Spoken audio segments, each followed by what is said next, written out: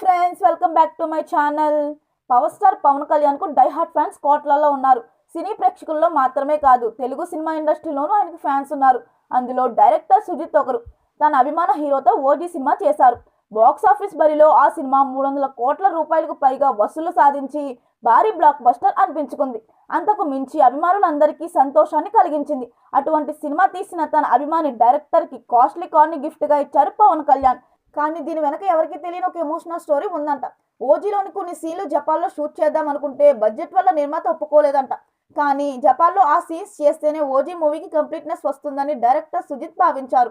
ఈ క్రమంలోనే బడ్జెట్ కోసం తన సొంత కారు అమ్మేసి షూటింగ్ పూర్తి చేశారంట.